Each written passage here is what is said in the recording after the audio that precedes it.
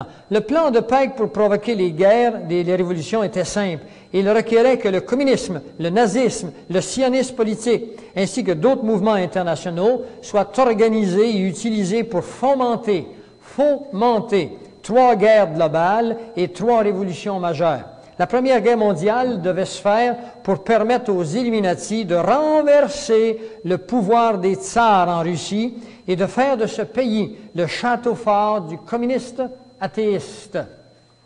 Les différences entre les Britanniques et les empires allemands furent mises en évidence et exagérées par, écoutez bien le nom, des agents espions qu'on appellera des agentures. Mettez ceci dans votre vocabulaire, des agentures. Les agentures des Illuminati qui sont partout aujourd'hui dans notre monde politique, afin d'être utilisées pour fomenter ces guerres. Une fois la guerre terminée, ordo ab chaos, le communisme devait être érigé en vue de détruire d'autres gouvernements et affaiblir le christianisme. La Deuxième Guerre mondiale, 39-45, pour sa part, devait se faire... Là, j'avais envie d'aller dans une chambre, dans mon ordinateur, pour vous parler de la Première Guerre mondiale, vous parler qu'est-ce qu'ils ont fait, les tsars de Russie, et ainsi de suite. Je passe. Si on est en retard, vous êtes arrivé en retard, on continue. La Deuxième Guerre mondiale devait pour sa part se faire à partir de l'exagération des différences qui existaient entre les fascistes et les sionistes politiques. Alors, on met beaucoup d'importance sur un mouvement plus que sur une autre, puis on crée ainsi des tensions, et quand les tensions sont prises, on crée un événement, on met le feu aux poudres, puis la guerre prend. C'est comme ça qu'on peut faire prendre des choses. Il y a des gens qui ont cette capacité, quand ils arrivent entre 2 personnes qui normalement sont en paix, et un troisième arrive, et tout le monde se chicane. Ils ont cette capacité de mettre le feu aux poudres. Eh bien, il y a longtemps qu'ils savent ça, eux. Cette guerre devait se faire de telle sorte que le nazisme y serait détruit au profit de l'accroissement de la force politique sioniste. Ce qui, par conséquent, devait permettre à Pike,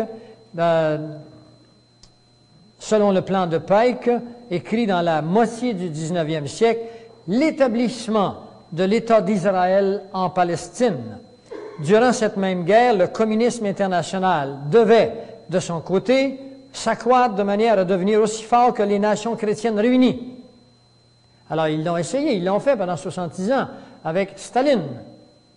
Et cet après-midi, nous verrons avec un diagramme au tableau, nous verrons comment Staline était payé par les banquiers internationaux. Comment Adolf Hitler a reçu 5 ou 7 millions de dollars pour fomenter la Deuxième Guerre mondiale. Comment Mein Kampf, le livre qui a été écrit en soi-disant en prison par Adolf Hitler, fut écrit par les Illuminati et un jésuite dans le but d'arriver à faire la Deuxième Guerre mondiale. Quand je dis un jésuite, je ne veux pas dire que tous les jésuites sont comme ça. Je veux simplement dire que c'était un jésuite. On peut être traître au sein de quelque chose qui a une formation qui se veut autrement. On se servira, par exemple, de Pierre Teilhard de Chardin, qui est un jésuite, pour fomenter la pensée de l'évolutionnisme, qui est un des pères de l'évolution qui est antichrétien. Nous avons été créés et non évolués. Durant cette même guerre, le communisme... C'est bon. Alors, le communisme devait être retenu pendant un petit bout de temps, tout en étant gardé en échec jusqu'au jour où il devait servir. Alors, ouvrez grand vos oreilles. Il y a une cassette ici, je pense, Isabelle, qui va là. Une acétate pour la réalisation du cataclysme social final. Le cataclysme social final. Et c'est un mot que je vais vous retenir. Le cataclysme social final. Mes amis, nous entrons à grands pas dans la 3e phase de Pike. Nous entrons bientôt dans un cataclysme social final. Mais ne vous en faites pas, n'ayez pas peur, j'ai une bonne nouvelle pour vous. Je ne suis pas ici que vous apporter de mauvaises nouvelles. Je vais vous dire comment vous soustraire au cataclysme social final. Quelqu'un pourra-t-il dire ici, par exemple, que le président Roosevelt des États-Unis et le premier ministre Churchill de Grande-Bretagne, tous les deux francs-maçons, se concertèrent pour mettre en application une telle politique. Peut-être que je l'oublierai cet après-midi, mais un mois avant que les Japonais attaquent Pearl Harbor, en 1945, en 1945, oui, sachez que Dwight Eisenhower connaissait que les Japonais allaient attaquer Pearl Harbor. Il n'est pas intervenu, et c'était le général de l'époque. Qui était Eisenhower? C'était un franc-maçon du 33e degré. La Troisième Guerre mondiale, elle fut pensée pour se faire à partir de l'exagération des différences mises en évidence par les agentures, les agents espions des Illuminati et existants entre le sionisme politique et Israël et les chefs du monde musulman. Oh là là!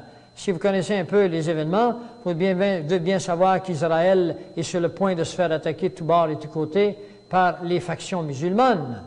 Et ceci a été préparé par Pike il y a déjà plus d'un siècle. Leur plan suit une coordonnée bien précise. Pourquoi? Parce que leur plan n'est pas un plan d'homme, c'est un plan luciférien. Satan existe, mes amis, puis il est encore présent, même si les hommes meurent. Lui a un plan, puis il le transmet, son plan.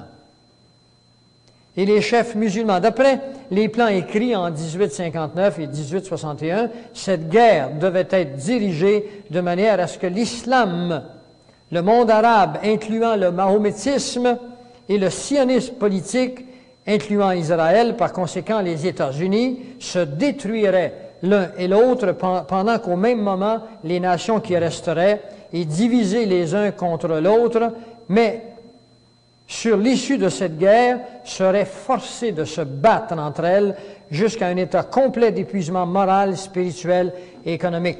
Nous allons voir